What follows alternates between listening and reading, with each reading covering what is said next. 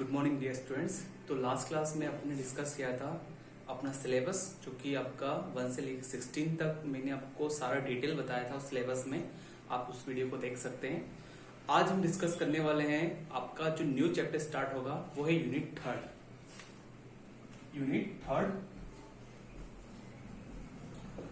Unit third इसका name है आव्यू। ठीक है, इसको हम बोलते हैं इंग्लिश में मैट्रिक्स। मैंने आपको जब सिलेबस डिस्कस किया था तो इसकी मार्किंग बताई थी कि इसमें से जो क्वेश्चन आता है उसकी मार्किंग क्या है। इसमें आता है 1 मार्क का एक क्वेश्चन एंड 2 मार्क का एक क्वेश्चन। दैट मीन्स 3 मार्क्स में टोटल 2 क्वेश्चन आते हैं। तो ये जो आपका चैप्टर है इसकी मार्किंग क्या है, 1 + 2। दैट मीन्स एक क्वेश्चन 1 मार्क का और एक क्वेश्चन 2 मार्क का। दैट मीन्स 3 मार्क्स में टोटल 2 क्वेश्चन आपके आने वाले हैं। ओके, तो सबसे पहले इसकी डेफिनेशन पे आते हैं कि इसकी परिभाषा क्या है। परिभाषा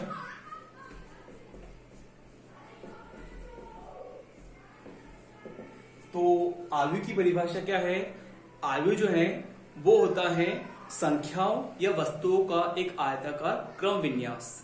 कहने का मतलब यह है कि जब आप संख्याएं या वस्तुओं को एक आयताकार रूप में लिखते हैं तो वो जो उसका प्रेजेंटेशन है या लिखने का तरीका है उसको हम बोलते हैं आव्यू।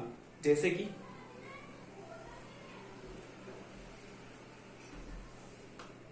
यहां पे मैंने आपको ये जो फिगर टाइप बना रखा, ये आपको दिख रहा होगा आयत जैसा।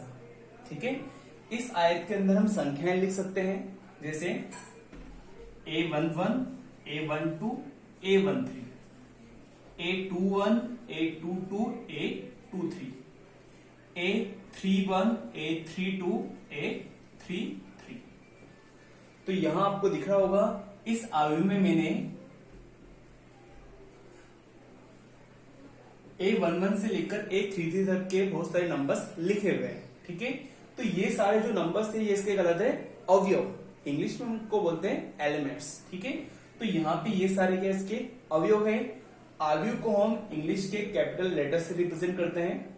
इसका जो प्रदर्शित करने का तरीका होता है, नाम लिखा जाता है, वो अंग्रेजी के कैपिटल लेटर में ही लिखा जाता है आव्यू का नाम, जैसे कि ABCD। ठीक है, और यहाँ पे इसके अंदर जो लिखे हुए हैं वो है आव्यू के अवयव। आपको दिख रहा होगा कि पूरा एक रेक्टेंगल है, इसलिए इसकी जो परिभाषा है वो ये होती है कि वस्तु या संख्याओं को लिखने का एक आयताकार क्रम विन्यास या आयताकार तरीका ही आव्यू कहलाता है।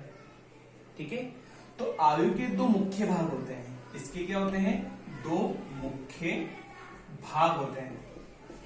ठीक है, तो इसका जो पहला भाग होता है वो होता है पंक्ति, और दूसरा भाग होता है वो होता है स्तंभ। ठीक है, आव्यू के 2 मुख्य भाग होते हैं। पहला भाग होता है पंक्ति और दूसरा भाग होता है स्तंभ।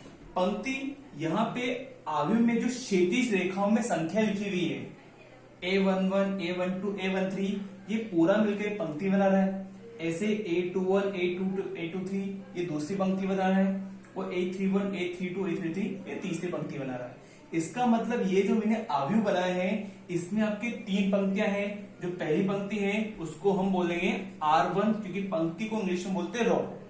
तो फर्स्ट जो पंक्ति है उसको हम R1 बोलेंगे, सेकंड जो पंक्ति है उसको हम R2 बोलेंगे, और थर्ड जो पंक्ति है उसको हम R3 बोलेंगे। ठीक है, तो यहाँ पे 1, 2, 3 यहाँ पे 3 पंक्तियां हैं। ऐसे यहाँ पे जो स्तंभ की बात की जाए तो आपको दिख रहा होगा आव्यू में जो क्षैतिज रेखाओं में संख्या लिखी हुई है वो पंक्तियां बनाती हैं। आपको दिख रहा है ये एक स्तंभ है, ये एक स्तंभ है और ये एक स्तंभ है। तो यहाँ पर भी 3 स्तंभ है। इस स्तंभ को बोलते हैं C1, इसको हम बोलते हैं C2 और इसको हम बोलते हैं C3। तो इस आव्यू में 3 पंक्तियां हैं और 3 स्तंभ है। आव्यू में कितने भी पंक्तियां और कितने भी स्तंभ हो सकते हैं। ठीक है, तो आव्यू को लिखने का तरीका यह है, इसका जो शॉर्टकट फॉर्म होता है वो मैं आपको संक्षिप्त रूप है ना, आव्यू का संक्षिप्त रूप, आव्यू का संक्षिप्त रूप होता है A = AIJ। ठीक है, आव्यू का संक्षिप्त रूप क्या होता है, A = AIJ और M × N। आयु में यहाँ पर जो AIJ है वो इसके अवयव को बताता है कि यहाँ पे कौन कौन से अवयव हैं, और M बताता है पंक्तियों की संख्या को, N बताता है स्तंभों की संख्या को। तो यहाँ पे AIJ जो है वो तो बताएगा अवयव, ठीक है। M बताएगा पंक्तियों की संख्या और N बताएगा स्तंभों की संख्या, स्तंभों की संख्या, ठीक है। अवयव में जितनी भी पंक्तियां हैं उसको हम M से, और जितने भी स्तंभ हैं उनको हम N से प्रतिष्ठित करते हैं, ठीक है। अब यहाँ पे I और J भी आ रहा है, तो I क्या होता है, यहाँ पे जो I है, I होता है पंक्ति का क्रम, ठीक है। I क्या होता है, पंक्ति का क्रम। I होता है पंक्ति का क्रम और J होता है स्तंभ का क्रम। I क्या होता है, पंक्ति का क्रम, और J होता है स्तंभ का क्रम। जैसे कि यहाँ पे जो पहला अवयव लिखा हुआ है A11, यहाँ पे पहला वन जो आ रहा है वो पंक्ति का है, और जो दूसरा वन आ रहा है वो स्तंभ का है। इसको हम बोलते हैं पहली पंक्ति का पहला अवयव। ऐसे ही A12 पहला वन तो पंक्ति का, और दूसरा ये जो 2 लिखा हुआ है ये स्तंभ को दर्शा रहा है। तो पहली पंक्ति का दूसरा अवयव, A13 पहली पंक्ति का तीसरा अवयव, ठीक है। ऐसे A21 दूसरी पंक्ति का पहला, दूसरी पंक्ति का दूसरा, दूसरी पंक्ति का तीसरा। सिमिलरली तीसरी पंक्ति का पहला, तीसरी पंक्ति का दूसरा, तीसरी पंक्ति का तीसरा। तो इस तरह से यहाँ पे A के साथ जो लिखे हुए हैं वो इनके पंक्तियों और स्तंभों के क्रम को बताता है, ठीक है। A11 को हम समझ सकते हैं कि पहली पंक्ति का पहला अवयव है, A12 को हम समझ सकते हैं कि पहली पंक्ति का दूसरा अवयव है। यहाँ पे जो I का जो मान है वो हमेशा बराबर होता है या छोटा होता है। I का जो मान है वो बराबर होता है, छोटा होता है M से। जो पंक्ति की संख्या है उसके बराबर रहेगा या छोटा रहेगा I का मान। ऐसे जो J का मान है वो स्तंभों की संख्या के बराबर रहेगा या फिर छोटा रहेगा, ठीक है। नेक्स्ट, इसके बाद जो आपसे नेक्स्ट पूछा जाता है वो पूछा जाता है आयु का क्रम। आयु का क्रम, इसको हम बोलते हैं इंग्लिश में ऑर्डर ऑफ मैट्रिक्स। तो आयु का क्रम क्या होता है, जो पंक्ति है M और जो स्तंभों की संख्या है N, उन दोनों का जो गुणनफल होता है, गुणनफल रूप, वो कहलाता है इसका क्रम, ठीक है। तो यहाँ पे आयु के क्रम की बात की जाए तो ये हो जाएगा M इंटू N, जहां M है पंक्तियों की संख्या और N है स्तंभों की संख्या। तो पंक्तियों की संख्या और स्तंभों की संख्या का गुणनफल रूप आयु कहलाता है। यहाँ पे आपको M और N को गुणा नहीं करना है, इसको M इंटू N के ही रूप में लिखना है। जैसे कि हमने ये वाला क्वेश्चन लिखा था, इसमें आपने लिखा था पंक्तियां कितनी थी, 1 2 3, 3 पंक्तियां थी और स्तंभ कितने थे, 3। तो इस आयु का क्रम हो गया 3 इंटू 3। मैं आपको आयु के क्रम के कुछ एग्जाम्पल दिखाता हूं, जैसे कि A आयु, ठीक है, 1 2 3 0 1 6। आपको यहां दिख रहा होगा इस आयु में 1 और 2, 2 तो पंक्तियां है तो पंक्तियों की संख्या तो 2 हो गई, और जो स्तंभ है वो 3 है, 1 2 3, स्तंभों की संख्या 3 है। तो इस आयु का जो क्रम है वो हो गया 2 इंटू 3, जहां इनका मान 2 है और इनका मान 3 है। इस क्रम को यहाँ आयु के साइड में भी लिखा जाता है, ठीक है। अगर आपसे केवल क्रम ही पूछा जाए तो 2 इंटू 3 आपको लिखना है, ठीक है। ऐसे ही यहाँ पे एक और एग्जांपल ले लेते हैं, ठीक है।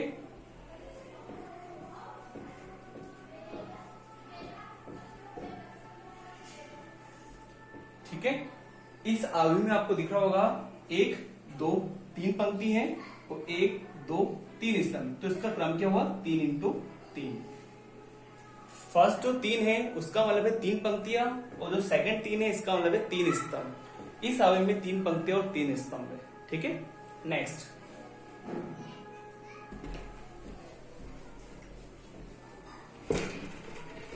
तो आयु के क्रम के बाद आपसे पूछा जाता है कि आयु में अवयव की संख्या कितनी होगी, आयु के अंदर कुल कितने अवयव होंगे, ये भी आपसे पूछा जाता है क्रम के बाद में।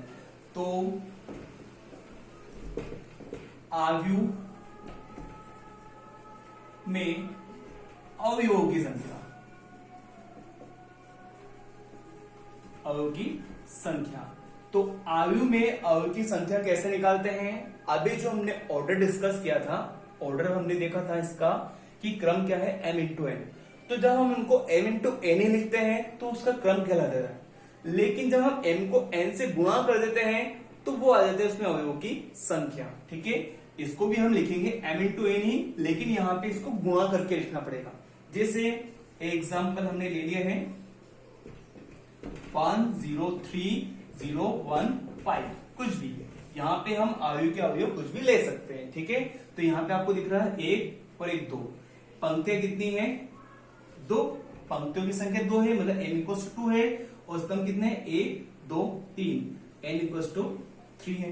तो यहाँ पे अवयव का जो क्रम है वो क्या हो चुका है, अवयव का क्रम, अवयव का क्रम हो गया है 2 इंटू 3, ये तो क्रम हुआ, लेकिन आपको चाहिए अवयव की संख्या, तो अवयवों की संख्या, अवयव की संख्या में इन दोनों को आप गुणा करके लिख दे, 2 को 3 से गुणा करके कितना आएगा, 6। इसका मतलब इस अवयव में 6 अवयव है, आप चाहे तो गिन भी सकते हैं, 1 2 3 4 5 6। तो अवयव में अवयव की संख्या हम गिन के भी निकाल सकते हैं, और पंक्तियों और स्तंभों की संख्या को गुणा करके भी निकाल सकते हैं। ठीक है, तो ये हो जाता है अवयव का, अवयव के अंदर अवयव की संख्या। ठीक है, इसके बाद आपसे कुछ क्वेश्चंस बनते हैं। तो क्वेश्चन इस तरह से आते हैं कि आपको अवयव की संख्या दी जाती है और आपसे पूछा जाता है कि उसके संभावित क्रम क्या क्या होंगे। फॉर एग्जाम्पल, एक अवयव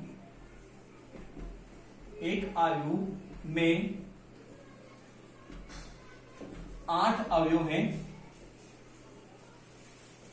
तो अवयव के संभावित क्रम क्या क्या होंगे। यहां पे आपको अवयव के अंदर कुल अवयव पता है, तो उसके संभावित क्रम क्या क्या होंगे। ठीक है, तो आपको यहां पे इसका सॉल्यूशन इस तरह से रहेगा कि अवयव की संख्या कितनी है, यहां पे अवयव की संख्या, अवयव की संख्या है यहाँ पे 8। तो बस हमें ये देखना है कि 8 किन किन संख्याओं को गुणा करने पर आता है। जिन जिन संख्याओं को गुणा करने पर 8 आता है ना, वो इसका क्रम निर्धारित करेंगे। ठीक है, तो यहाँ पे संभावित क्रम निकाल लें, संभावित क्रम। तो हमें पता है जब हम 1 को 8 से गुणा करते हैं तो हमें 8 मिलता है, तो एक क्रम तो हो गया 1 इंटू 8, मतलब एक पंक्ति 8 स्तंभ। दूसरा क्रम हो जाएगा 8 इंटू 1, 8 पंक्ति 1 स्तंभ, दूसरा क्रम हो गया, उसको रिवर्स करके 1 2। ऐसे ही जब हम 2 को 4 से गुणा करते हैं तो भी 8 आता है। ठीक है, और जब हम 4 को 2 से गुणा करते हैं तो भी 8 आता है। ठीक है, तो 8 1 को 8 से करने पर आता है, या 8 को 1 से करने पर आता है, और 8 जो है 2 को 4 से करने पर आता है, या 4 को 2 से करने पर आता है। तो यहाँ पे अवयव के जो संभावित क्रम है वो 1 इंटू 8, एक पंक्ति 8 स्तंभ, 8 इंटू 1 8 पंक्ति 1 स्तंभ, 2 इंटू 4 2 पंक्ति 4 स्तंभ, और 4 इंटू 2 4 पंक्तियां 2 स्तंभ। तो यहाँ पे अगर आपसे पूछा है कि संभावित क्रमों की संख्या कितनी है, तो आप इनको गिन लें 1 2 3 4। तो यहाँ पे कितने क्रम है, 4। और अगर आपसे पूछे संभावित क्रम कौन कौन से हैं, तो फिर ये चारों आपको लिखने होंगे। ज्यादातर आपसे यही पूछा जाता है कि संभावित क्रम कौन कौन से हैं। एक आपके जो 3.1 में क्वेश्चन है उसमें आपको अवयव की संख्या 6 दे रही है, तो वहां पे 6 आपको देखना है किस किस को मल्टीप्लाई करने पर आता है, किन की संख्याओं गुणा करने पर 6 आता है। तो हमें होता है 6 किस किसको आएगा, 1 into 6, 1 into 6 6 into 1, 2 into 3 3 into 2, बस यही है।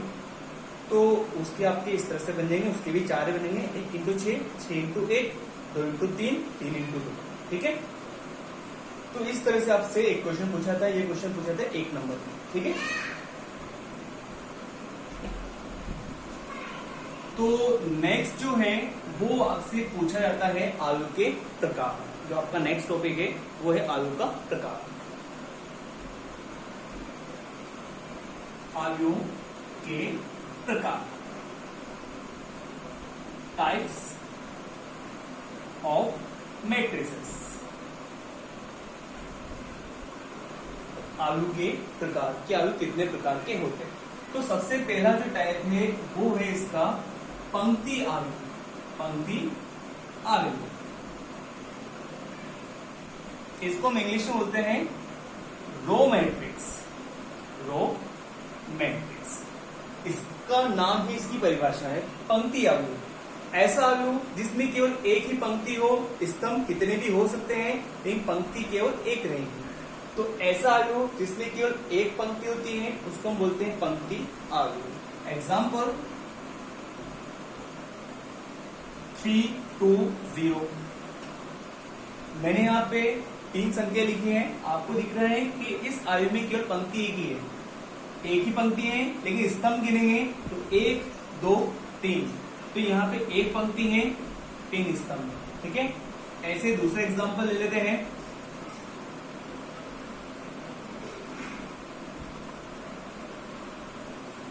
ठीक है, तो इस आव्यूह में, हाँ सॉरी, ये वाला जो आव्यूह है वो पंक्ति आव्यूह नहीं है। इसमें देखो पंक्तियों की संख्या जो है वो कितनी हो गई है, 1, 2, 3, और स्तंभ कितने हो गए, 2। तो इसका क्रम क्या है, 2, 3 इंटू 2। तो ये वाला आव्यूह पंक्ति आव्यूह नहीं है, लेकिन ये वाला है। अगर हमें पंक्ति आव्यूह का लेना है तो आपको पंक्ति एक ही रखनी पड़ेगी। जैसे कि 1, 2, 3, 4, मैंने यहाँ पे 4 संख्या ले ली है, तो आपको दिख रहा है कि पंक्ति एक ही है लेकिन स्तंभ कितने हैं, 4। तो ये वाला स्तंभ आव्यूह नहीं है, सॉरी पंक्ति आव्यूह नहीं है, ये वाला पंक्ति आव्यूह है और ये वाला भी पंक्ति आव्यूह। ठीक है, ये वाला पंक्ति आव्यूह नहीं है। तो ऐसा आव्यूह जिसमें केवल एक पंक्ति होती है उसको हम बोलते हैं पंक्ति आव्यूह। इसमें स्तंभ कितने भी आप ले सकते हैं। ठीक है, नेक्स्ट पंक्ति आव्यूह के बाद आता है स्तंभ आव्यूह। स्तंभ आव्यूह, इसको हम इंग्लिश बोलते हैं column matrix. Column matrix, column matrix. तो वैसे इसका भी नाम, इसकी परिभाषा है कॉलम मैट्रिक्स या स्तंभ आव्यूह। ऐसा आव्यूह जिसमें केवल एक स्तंभ होता है और पंक्तियों की संख्या कितनी भी हो सकती है, तो उसको हम बोलते हैं स्तंभ आव्यूह। एग्जाम्पल ए आपको दे दिया मैंने, 3, 2, 5। आपको यहां दिख रहा होगा एक पंक्ति, 2 पंक्ति, 3 पंक्ति। पंक्तियां है 3 लेकिन स्तंभ है 1। स्तंभ एक है। बी वाला देखो आप, 3, 7। ठीक है, 3 और 7। यहाँ पे आपको दिख रहा है एक पंक्ति, 2 पंक्ति। पंक्तियां 2 है लेकिन स्तंभ 1 है। तो पीछे 1 लिखा हुआ है, मतलब एक स्तंभ है और पंक्तियां कितनी भी हो सकती है। तो ऐसा आव्यूह जिसमें केवल एक ही स्तंभ हो उसको बोलते हैं स्तंभ आव्यूह। ठीक है, नेक्स्ट आता है आपके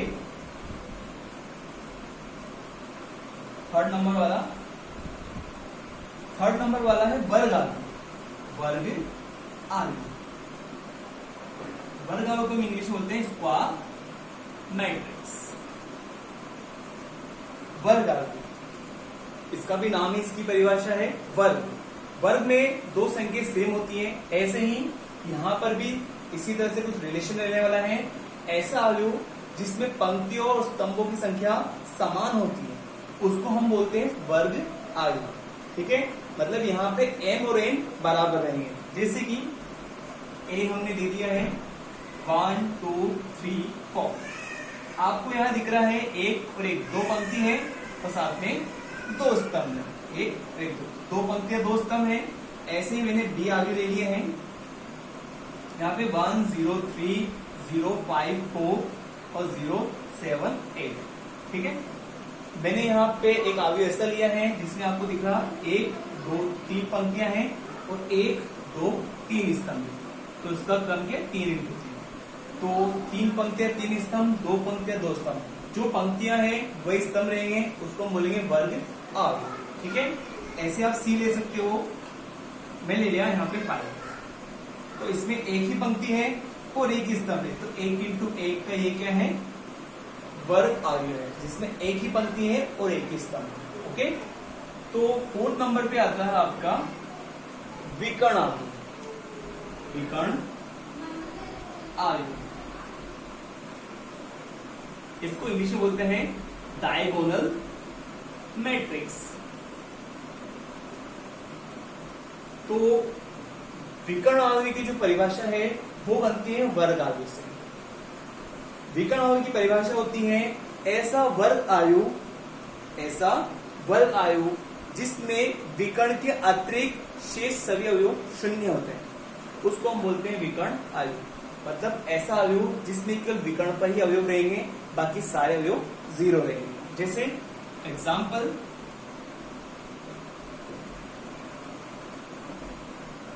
आपको दिख रहा है ये एक विकर्ण है, ये वाला जो विकर्ण है इसको हम बोलते हैं मुख्य विकर्ण। तो इसमें केवल मुख्य विकर्ण पर ही अवयव है, बाकी ऊपर और नीचे के अवयव क्या है, जीरो है, इसलिए इसका नाम क्या है, विकर्ण अवयव, क्योंकि इसमें विकर्ण बन रहा है।